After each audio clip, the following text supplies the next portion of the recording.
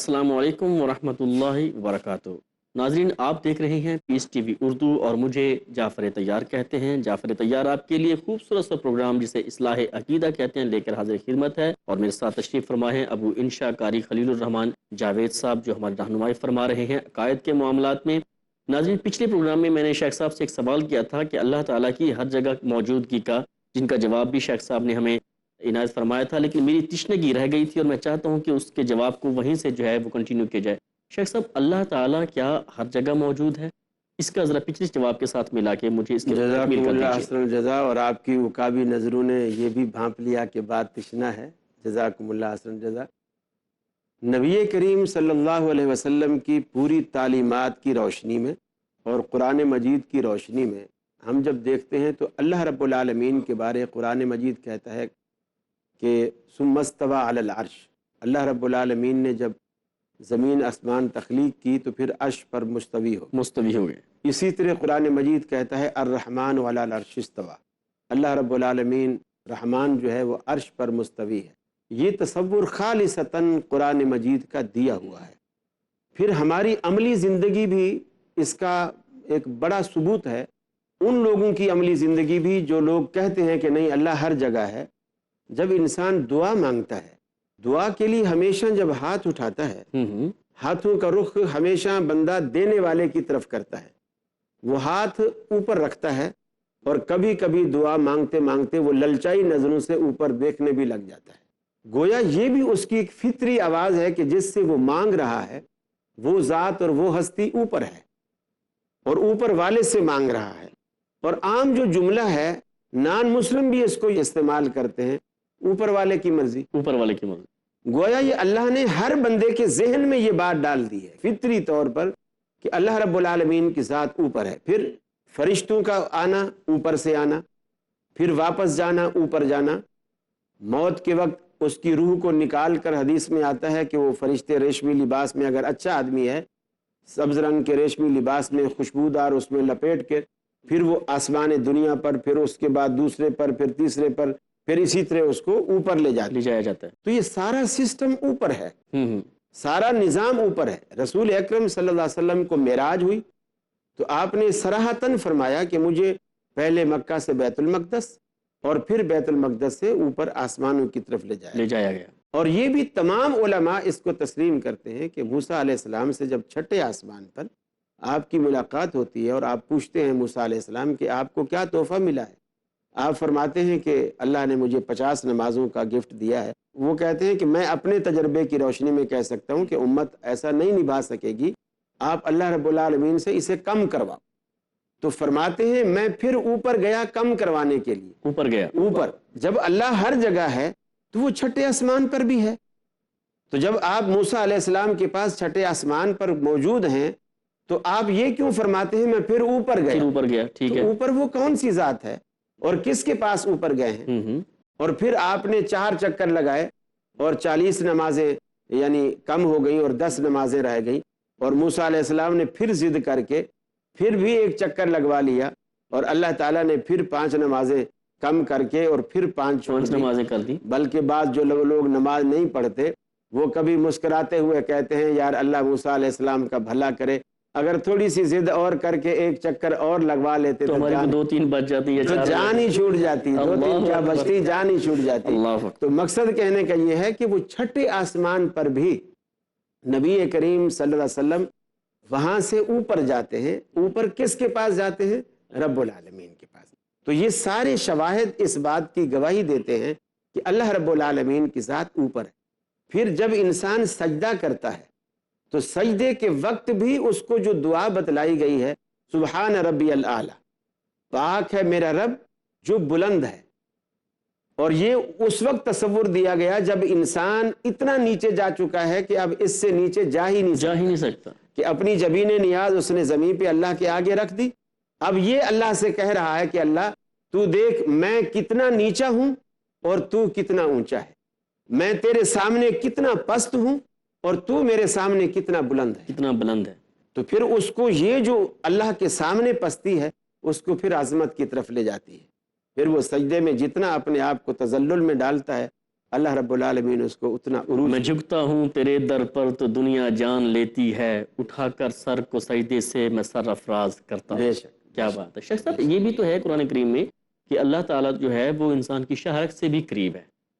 اس کی ذرا تھوڑا سا مفہوم واضح اس فرما کے یہ دیجیے. معنی ہرگز نہیں ہے کہ اگر کسی کو پھانسی دی جائے گی تو اللہ رب العالمین اس کی شہرت کے قریب ہے کہ جب تارا مسیح کسی کی گردن میں پھندا ڈالے گا تو نعوذ باللہ من ذالک اللہ بھی اسی کی لپیٹ میں آئے گا.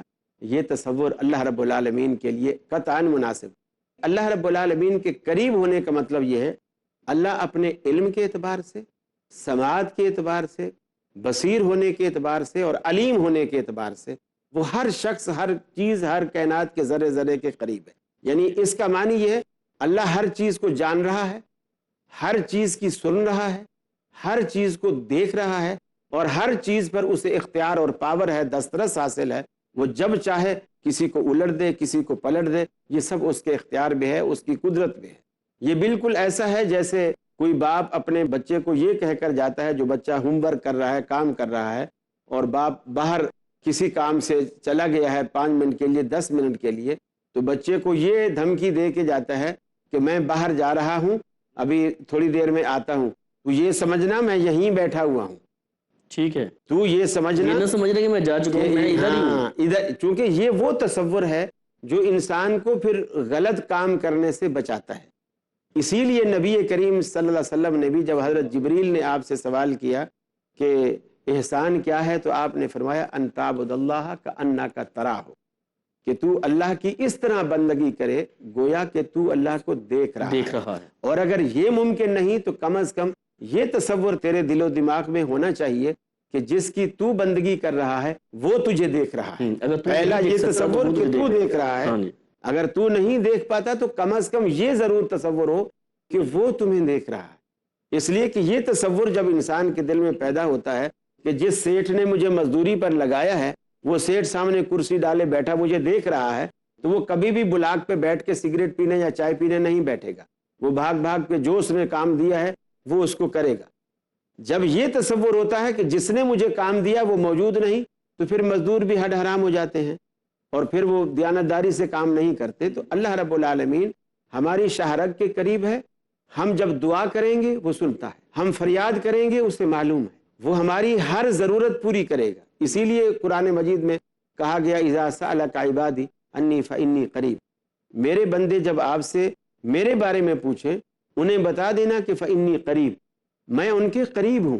اب یہ انسان خود سوال کرتا ہے اللہ کتنا قریب ہے تو اللہ رب العالمین نے اس کا جواب دیا کہ نحن اقرب الیہ من حبل الورید، میں تو رگ جان سے بھی زیادہ قریب ہوں. یعنی اتنی قریب دنیا کی کوئی چیز نہیں ہو سکتی جتنا میں تمہارے قریب.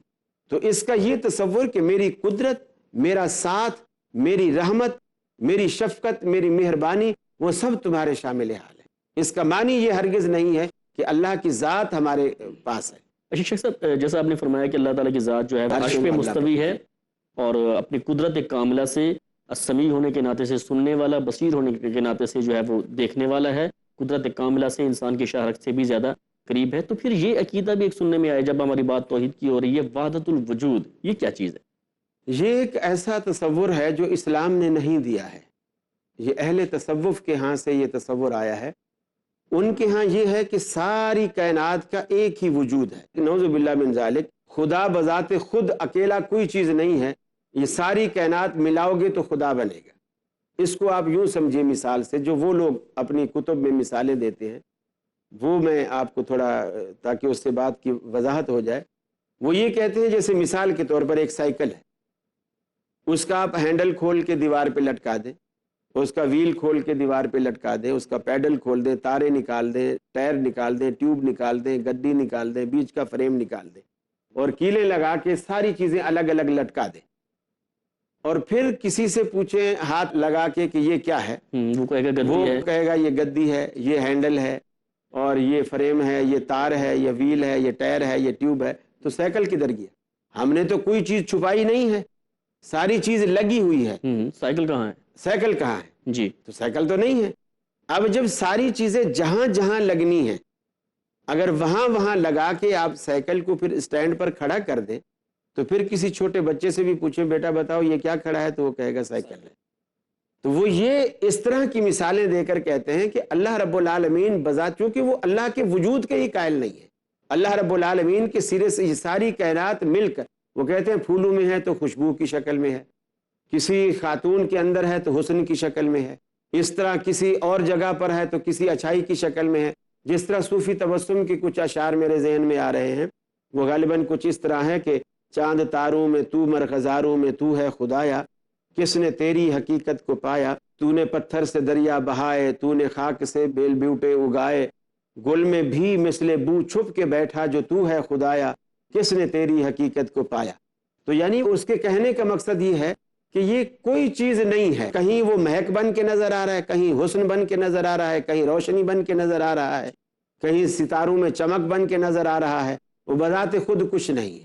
اور یہ ساری کائنات مل کر وہ ایک وجود جو بنتا ہے وہ خدا ہے۔ جی بہت شکریہ شیخ صاحب۔ ناظرین آپ نے جانا عقیدہ وحدت الوجود، جو ہمارے ہاں ایک مطلب کہ اصطلاح سنی جاتی ہے اور اس کے ضمن میں جو دلائل دی جاتے ہیں ان کی حقیقت اب انشاء قاری خلیل الرحمان جاوید صاحب ہماری رہنمائی فرما رہے تھے۔ بات کو آگے بڑھائیں گے لیکن اس مختصر سے بریک کے بعد ہمارے ساتھ رہیے گا۔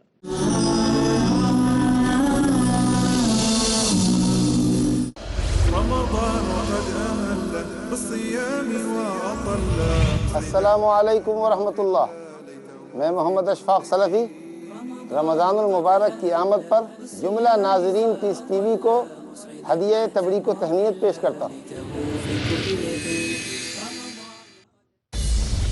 پیس ٹی وی پیش کرتا ہے قافلہ امن کے طلبگاروں کا، اجتماع انسانیت کے طرفداروں کا۔ حقیقی زندگی وہ ہے جو عقیدے پر قربان ہو جائے، اللہ کی اور اللہ کے رسول کی اطاعت کرو، ذمہ داری ایمان کی حفاظت کی، تیاری انسانوں کو قریب لانے کی۔ غلبہ اسلام کے لیے ضروری ہے کہ آدمی ہجرت کرے۔ اسلام اپنے ماننے والوں کو تجربے اور مشاہدے کی راہ سے گزارتا ہے۔ پیغام صرف ایک اللہ کی عبادت کا۔ اللہ کی عبادت کرو، تمہارا اللہ کے سوا کوئی معبود نہیں۔ انجام بد سے بچنے کا یہی ایک واحد طریقہ ہے۔ ہم اللہ کے لیے ہیں اور اللہ ہی کی طرف لوٹ کر جانے والے ہیں۔ حکم اللہ کا چلے گا، حاکم اللہ ہے۔ یہ ماننے والا کبھی کسی کا محتاج نہیں رہے گا۔ مقصد عام ہو بھائی چارے کا چلن۔ ہم تو آئے ہیں اللہ کے بندوں کو اللہ سے جوڑنے کے لیے۔ ہم اپنے مقصد کے لیے جدوجہد کرتے رہیں گے۔ دین اسلام کو دنیا میں ہم غالب کر دیں گے۔ ہر مسلمان کا فرض ہے وہ اسلام کے امن کا پیغام دوسروں تک پہنچائے۔ تحریک امن، اگلا پروگرام پیس ٹی وی اردو پر۔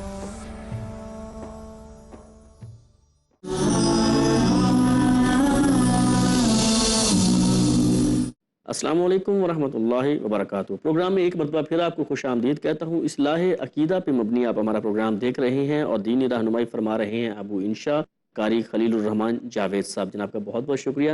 شیخ صاحب بریک سے جانے سے قبل عقیدہ وحدت الوجود کی بات ہو رہی تھی جو آپ نے سمجھا دیا، وحدت الشہود بھی سننے میں آتا ہے۔ جی ہاں، یہ تین نظریات ہیں۔ وحدت الوجود جس پہ بات ہو چکی، ایک وحدت الشہود ہے جس پہ بات آپ چاہ رہے ہیں، اور ایک حلول ہے۔ حلول ہے لام واو لام، حلول مطلب حل کر جانا، مکس ہو جانا۔ ہاں، یعنی اس کے اندر ڈھل جانا۔ ڈھل جانا، جی ہاں، ٹھیک ہے۔ تو یہ تین نظریات ہیں اور تینوں گمراہ کن ہیں اور یہ اسلامی نظریات نہیں ہیں۔ وحدت الشہود یہ ہے کہ اللہ رب العالمین ہر چیز کے اندر موجود ہے، ہر چیز کے اندر شاہد ہے۔ تو ہر چیز کے اندر جب موجود ہے تو نعوذ باللہ من ذالک، نعوذ باللہ من ذالک، جیسے چور میں بھی اللہ ہے اور تھانے دار میں بھی اللہ ہے، اللہ اور چور کو لٹایا ہوا ہے، تھانے دار اس کی پٹائی کر رہا ہے، جو پیٹ رہا ہے اس میں بھی اللہ ہے، اور جو پیٹ رہا ہے اس میں بھی اللہ ہے۔ یہ اتنا گمراہ کن تصور ہے، اللہ رب العالمین کی شان کریمی کے اور عظمت کے بالکل خلاف ہے۔ یہ مسلمانوں کا عقیدہ ہونا ہی نہیں چاہیے۔ دوسری بات یہ کہ اگر ہم عقلی اعتبار سے بھی دیکھیں کہ اللہ تعالیٰ کو اگر ہم ہر چیز میں مانیں تو پھر ایک غیر مسلم، ایک ہندو جب بدھ کی پوجا کرتا ہے، بدھ کی پرستش کرتا ہے اور اس کو سامنے رکھتا ہے، اس کو بھگوان کہتا ہے یا بھگوان کا اوتار مانتا ہے اسے، تو پھر ہم اسے کیوں کافر کہتے ہیں، کیوں مشرک کہتے ہیں؟ اس لیے کہ جب ہر چیز میں اللہ ہے تو پھر اس مورتی میں اس میں بھی ہے. مومن خان مومن ایک شاعر گزرا ہے، جی بڑے معروف شاعر. اکثر شعراء تقریباً صوفی ذہن کے ہوتے ہیں، لیکن یہ صوفی ذہن کا نہیں تھا. اس کا ایک شعر مجھے یاد آ رہا ہے کہ وہ کہتا ہے کہ بندگی یہ بت سے ہوتے نہ کبھی کافر، بندگی یہ بت سے ہوتے نہ کبھی کافر، ہر جا گر اے مومن موجود خدا ہوتا. اگر ہر چیز میں اللہ ہوتا تو پھر ہم کافر بت کی بندگی سے پوجا سے پھر ہم کبھی کافر نہ کہلاتے، اس لیے کہ پھر ہم اس شکل میں بھی ہم اللہ ہی کی عبادت اور بندگی کر رہے ہیں. تو یہ بہت ہی سطحی تصور ہے اللہ رب العالمین کی ذات. اچھا، اب ان میں ان کے درمیان فرق کیا ہے؟ ایک وجود ہے، آپ نے اس میں بھی فرمایا ہے، چند اشعار صوفی تبسم کے آپ نے پڑھے کہ ابھی ایک چیز رہتی ہے حلول. جی اس پہ بھی ہم بات کرتے ہیں، پہلے ان کے درمیان کا فرق آپ نے نظر آیا. ان میں فرق یہ ہے کہ پہلا تصور تو یہ ہے کہ اللہ رب العالمین اکیلا بذات خود کچھ نہیں ہے، ساری کائنات مل کے ساری کائنات جو اس کا پرتاؤ ہے، ٹھیک ہے، اور ساری کائنات ملائیں گے. جس طرح سائیکل الگ کر دو تو سائیکل کوئی چیز نہیں ہے، گاڑی کے پارٹس الگ کر دو تو وہ کوئی چیز نہیں ہے. اگر وہ فٹ ہو جائیں اپنی جگہ پر جہاں جہاں اس کو جڑنا ہے، ٹھیک ہے، تب وہ پھر وہ سائیکل ہے، یہ کیمرہ ہے، یہ ہر چیز ہے، یہ وجود ہے، یہ وجود. اور شہود یہ ہے کہ ہر چیز کے اندر اللہ رب العالمین ہر چیز کے اندر موجود ہے، شاہد ہے ہر چیز کے اندر، ٹھیک ہے، بذات خود. جی ہاں، یعنی ہر کسی میں اس میں بلا تفریق، حتیٰ کہ میاں میں بھی اور بیوی میں بھی. جب ہر چیز میں ہے تو اس کا تصور ہی یہی ہے کہ ہر چیز کے اندر ہے. اور حلول جو ہے کہ کوئی بندہ اتنی ریاضت، اتنی عبادت، اتنی بندگی کرتا رہتا ہے پھر نعوذ باللہ من ذالک، نعوذ باللہ من ذالک، اس میں اور رب میں کوئی فرق ہی نہیں ہوتا. اس کی ذات میں اللہ اتر جاتا ہے، اللہ رب العالمین اس کی ذات میں حلول کر جاتا ہے. وہ اس کی مثال دے کر لوگ یوں سمجھاتے ہیں کہ جس طرح ایک شیشے کا مکان ہو، شیشے کا محل ہو، اس کی چھت بھی شیشے کی ہو، دیواریں بھی شیشے کی ہوں، فرش بھی شیشے کا ہو. وہ آدمی جب اس مکان کے اندر داخل ہوتا ہے، اگر وہ نیچے دیکھے گا تو اس کو کون نظر آئے گا؟ وہ آدمی جو اندر شیشے کے مکان میں داخل ہوا ہے. آئینہ ہے چاروں طرف، دیواریں بھی آئینے کی ہیں، فرش بھی آئینے کا ہے، چھت بھی آئینے کی ہے. وہ اکیلا اندر جب داخل ہوگا، اگر وہ نیچے دیکھے گا تو اسے کون نظر آئے گا؟ خود نظر آئے گا. دائیں دیکھے گا خود نظر آئے گا، بائیں خود نظر، چھت پہ دیکھے گا خود نظر آئے گا. جب وہ چاروں طرف دیکھے گا خود ہی نظر آئے گا. پھر وہ یہ دعویٰ کرے گا انا الحق، کہ میں ہی خدا ہوں، چاروں طرف میں ہی میں ہوں، نیچے بھی میں، اوپر بھی میں، دائیں بھی میں، بائیں بھی میں. تو یہ ان لوگوں نے ایسی مثالیں دے کر لوگوں کو گمراہ کیا ہوا ہے. یہی دلیل دیتے ہیں منصور نے جب کہا تھا انا الحق، منصور حلاج نے، پھر اس کو قتل بھی کیا گیا تھا. تو اس کا دفاع کرنے والے لوگ یہی دلائل دیتے ہیں کہ میاں اس میں اس کا کیا قصور ہے؟ وہ تو جب اتنا مدغم ہو گیا، وہ اللہ کی ذات میں، اللہ اس کی ذات میں، جب مدغم ہو گیا، ایک ہو گیا، دونوں ایسے ہو گئے شیر و شکر جسے کہتے ہیں کہ آپ دودھ میں چینی ملائیں وہ حل ہو جائے، پھر آپ چینی کو ڈھونڈتے رہیں آپ کو چینی نہیں ملے گی، اس لیے کہ وہ اس میں حل ہو گئی. تو یہ حلول ہے. ٹھیک ہے. اچھا شیخ صاحب یہ فرمائیے، شرک یہ بہت عام لفظ ہے، شرک شرک کسے کہتے ہیں؟ ویسے تو شرک کا مطلق معنی ہے شراکت، کسی بھی چیز کے ساتھ پارٹنرشپ، جی حصے داری. ٹھیک ہے. اور شرعی اصطلاح میں شرک ہم اس شراکت داری کو کہتے ہیں کہ جو بندہ اپنے نظریات میں اللہ رب العالمین کے ساتھ کر لیتا ہے. وہ ذہن میں کوئی چیز بٹھا لیتا ہے کہ فلاں بندہ، فلاں شخص، فلاں چیز اللہ رب العالمین کی ساجھی ہے. ٹھیک ہے. وہ چاہے ذات میں ہو، چاہے صفات میں ہو، عبادات میں ہو، احکامات میں ہو، کسی بھی حوالے سے. تو پھر ایسا نظریہ رکھنے والے کو شریعت مشرک کا نام دیتی ہے. تو اللہ رب العالمین نے جس طرح توحید کی اقسام رکھی ہیں، اسی طرح شرک کی بھی اقسام رکھی ہیں. جی ارشاد فرمائیے. یعنی اگر اللہ رب العالمین کی ذات میں شریک ٹھہرائیں گے تو شرک فی الذات کہلائے گا. یعنی کسی کو بیٹا کہیں گے، جیسے عیسائی کہتے ہیں، تو یہ شرک فی الذات ہے. شرک فی الذات، اللہ کا بیٹا ہے، اللہ کی اولاد ہے. یا مشرکین مکہ کہتے تھے سارے فرشتے اللہ کی بیٹیاں ہیں. تو یہ، اور اللہ نے بھی کہا کہ دیکھو کتنے بے وقوف لوگ ہیں، اپنے لیے بیٹے پسند کرتے ہیں اور میرے لیے ساری بیٹیاں پسند کی ہوئی ہیں، اور خود بیٹی کا نام سن کر ہی ان کے منہ لٹک جاتے ہیں. جب بھی ان کو بیٹی کا بتایا جائے، وَإِذَا بُشِّرَ أَحَدُهُم بِالْأُنثَىٰ ظَلَّ وَجْهُهُ مُسْوَدًّا وَهُوَ كَظِيمٌ، ان کے چہرے فق ہو جاتے ہیں اور منہ لٹک جاتے ہیں، روح سیاہ ہو جاتے ہیں. یہ نام، اور میرے لیے ساری بیٹیاں بنائی ہوئی. تو یہ شرک فی الذات ہے۔ اچھا، جب آدمی اللہ کی بجائے غیر کے دروازے پر جا کر کے سجدہ کرتا ہے، یہ الوہیت میں شرک ہے، عبادت میں شرک ہے، یہ سارے اکبر شرک ہے اللہ رب العالمین کی ذات میں۔ اور اسی طرح اللہ کی صفتیں جب بندوں میں تقسیم کرے، مثلا اللہ یہ کر سکتا ہے تو یہ صرف اللہ کا کام تو وہ بھی کر سکتا ہے۔ مجھے بچہ نہیں ہو رہا تھا، 10 سال ہو گئے میری شادی کو، کسی نے مجھے مشورہ دیا، میں فلاں مزار پہ چلا گیا اور وہاں مزار سے مجھے ایک چنا ملا، چنا میں نے اٹھا کے کھایا، اسی سال مجھے بچہ ہو گیا، تو بچہ وہ بھی دے سکتا ہے۔ حالانکہ اللہ نے قرآن مجید میں اتنی صراحت سے فرمایا کہ یہب لمن یشاء اناثا ویہب لمن یشاء الذکور، یہ میرے ہی ہاتھ میں ہے، ہم جسے چاہتے ہیں لڑکیاں دیتے ہیں، جسے چاہتے ہیں لڑکے دیتے ہیں، اور جسے نہیں چاہتے تو پھر فرمایا وَيَجْعَلُ مَن يَشَاءُ عَقِيمًا، ہم بانجھ بنا کے چھوڑ دیتے ہیں، اور کسی کو ہم چاہتے ہیں لڑکے بھی دیں لڑکیاں بھی دیں تو پھر فرمایا اَوْ يُزَوِّجُهُمْ ذُكْرَانًا وَإِنَاثًا، پھر ہم دونوں ملا کر بھی دیتے ہیں، لڑکے بھی دیتے ہیں لڑکیاں بھی دیتے ہیں۔ اگر میں پاکستان میں ہوں اور سندھ میں ہوں تو اس کا ترجمہ اگر یوں بھی کروں تو پبلک کی زیادہ سمجھ میں آئے گا کہ پھر ہم اس کو بلاول بھی دیتے ہیں اور بختاور بھی دیتے ہیں، اللہ دونوں ملا کے دیتے ہیں۔ اللہ اکبر۔ یہ شرک کی اقسام آپ بتا رہے تھے۔ اچھا، یہ شرک کی ایک دو قسمیں اور بھی سننے میں آتی ہیں، ایک ہے شرک اصغر اور ایک ہے شرک اکبر، ان کی بھی ذرا وضاحت فرما دیجیے۔ اکبر تو یہی ہے جو اللہ رب العالمین کی ذات میں، صفات میں، احکامات میں، عبادات میں کسی کو شریک کرنا، یہ سارا اکبر ہے، یہ شرک اکبر ہے۔ جی ہاں۔ اور اصغر جو ہے وہ ہم جو بات کرتے ہیں یا ہمارے عملی طور پر کچھ کوتاہیاں ایسی آ جاتی ہیں جو شریعت کے منافی ہوتی ہیں۔ مثال کے طور پر نبی کریم صلی اللہ علیہ وسلم نے ریاکاری کو بھی شرک اصغر کہا۔ ریاکاری کو یعنی جو کام آدمی دکھاوے کے لیے کرتا ہے۔ مثلا نماز پڑھی، اب اگر میں گھر میں نماز پڑھ رہا ہوں اور گھر میں تو میں وہ نماز 2 منٹ میں پڑھ لوں، ٹھیک ہے، جلدی 2 رکعت نماز پڑھی میں نے 2 منٹ میں پڑھی، ٹھیک ہے۔